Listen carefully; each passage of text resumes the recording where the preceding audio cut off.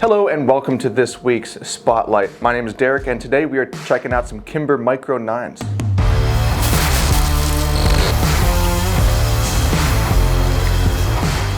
You currently join me in a broom closet in the loudest building on earth because, well, we have a new 250,000 square foot building that we'll be moving into at some point, and there's a lot of forklifts around, so please excuse the noise, but we are checking out some Kimber Micro 9s.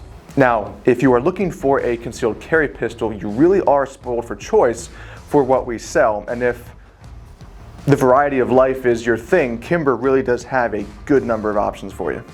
Now, they make the Micro in a 380 as well, but honestly, I think if you can get to the 9, that is a good place to be because the ammunition is a bit more powerful and price of ammo was about the same, sometimes a bit cheaper for 9, and it's more available as well. Compared to the 380, the 9 is only a little bit more porky, but it's still very, very nice to conceal. As you can see, it is basically what happens when you put a 1911 in the washer at too hot a setting. It's just smaller. Now, the biggest difference as far as the layout of the Micro is that it doesn't have a grip safety like most 1911s, but through and through it is pretty much the same thing, just a lot smaller. Now, as far as weight goes, we're going to be around that 14 to 16 ounce marker, depending on which flavor of the Micro 9 you get. And that's pretty light. A lot of other concealed guns are in the 17 to 18 ounce mark. And thanks to the aluminum frame on this and some other weight conscious maneuvers that they've made, all that enhances the concealability of the pistol. And if you can wear it with more types of clothing, then you'll carry it more often, which is what you want for a self-defense handgun. Now, Kimber makes about 24 different flavors of the Micro 9, and they all have their various colors and grips and sights and options and all that sort of thing. Starting it off is a rather standard one, stainless rosewood grip.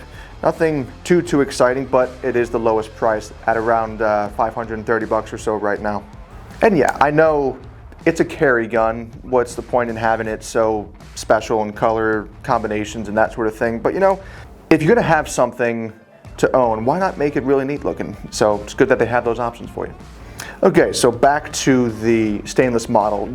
It has features on it that are found on all the Kimber Micros, such as a stainless barrel. It's got a manual safety on it and a flared mag well.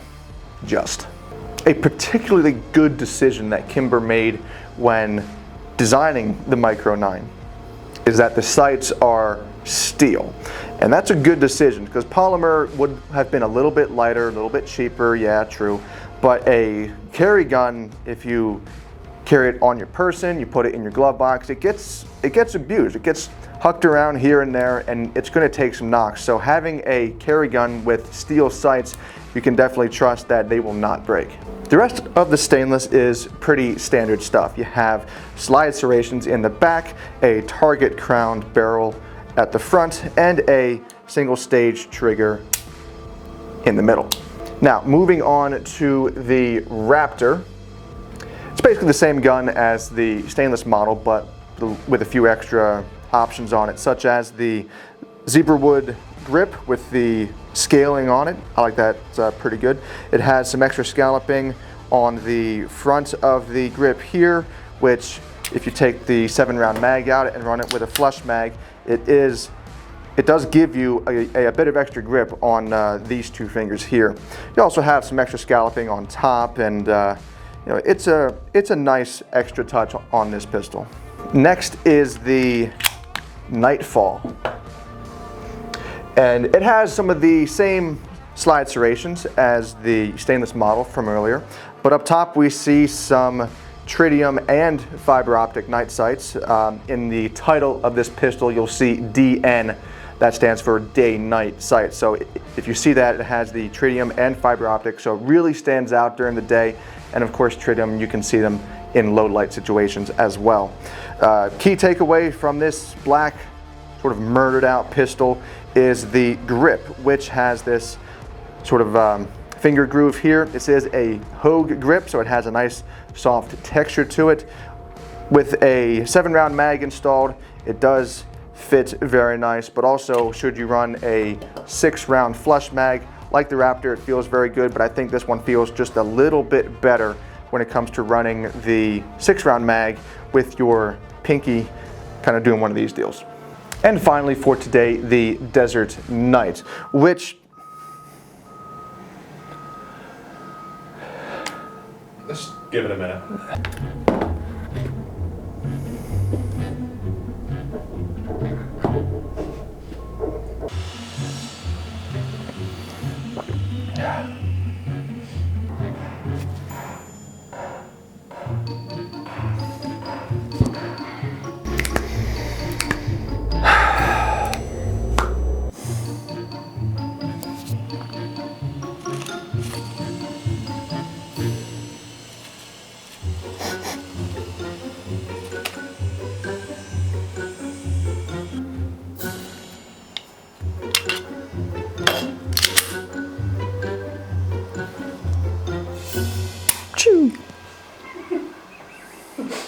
It's very close to the stainless model with the slide serrations and the 3-dot sights and all that, but it does have the color combination of a Desert Knight, kind of, and it also has a Crimson Trace laser grip, which does make things a little bit easier there.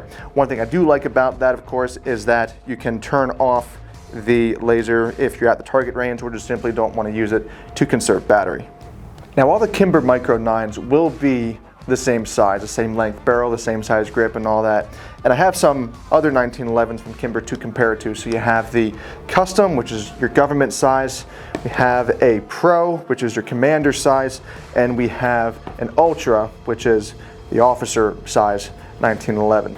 Now, if we compare the Micro to each one of these, we will see that even compared to an officer 1911, it is a good bit smaller. Granted, this is a 45, but they still use the same frames for the 9 versions of these. So that was it compared to an officer or an Ultra, a Pro or Commander, and a Custom or Government. As far as fitment goes, that really depends on which one you go with, because even though the frames and such are all the same size, the grip can make a difference, as we discovered earlier in the video. So if I have to use the standard stainless one like this, I can just get my pinky on the 7-round mag. My hand, for example, is 3.6 inches across here to here. Dude, fuck off. Now the other ones like the Raptor and the Nightfall, they have this finger groove here and the grip is softer, so I am able to get a more comfortable grip on this one. However, if you have larger hands or big old sausage fingers like Kim Jong-un, you would be wise to get the 7 or even the 8-round magazines for this gun. Because even for me, with sort of normal size hands, with a flush 6-round mag, I would have to sort of when in doubt, pinky out with these. And finally, one thing that I have discovered when messing with all these is that they all point very well. They're very intuitive. Like, you can do the basic drill at home of picking something on the wall and keeping your focus on that and then just bringing up the pistol. It is very intuitive. You're not having to find it like some guns. So there is some merit to that, because in a self-defense sort of situation, you typically aren't even properly squaring up and getting on sight and doing your sight alignment and that sort of thing. It all happens too quick, so it's basically likely going to be a very instinctual sort of point shoot or point shoot type thing where you don't even really use your sights. So having a pistol that is set up very well for that helps, and also practicing yourself will help a lot as well. So overall, Kimber Micro 9 is a very good option as a carry piece. They have tons of different ones to choose from, so please check out our website and see which one might interest you the most. As always, you can always give us a call and talk to myself or the other guys on my team about which one would be best for you. It is critical, though, that no matter which one you get, you practice, practice, practice. Even if it's just at home for a few minutes, just doing that, pick something on the wall, bring it up, shoot, and make sure your gun is empty for that. Holster stuff, there's tons of different training regimens out there that you can research. I'm not going to suggest any because I'm not the arbiter of that, but I do advise really getting good with that. So that'll wrap it up for this week's Spotlight. I hope you enjoyed it. Please give it a like and subscribe. And also tell us in the comments what you carry and how you like it. You can also find us on Instabook and Facegram, and we'll see you next time.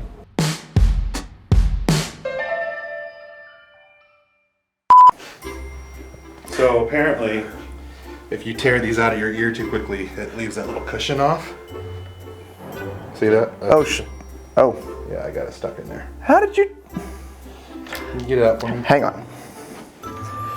We do have pliers, right? We got, yeah, Tristan has 11. Okay, one second, can I have that? Here we go.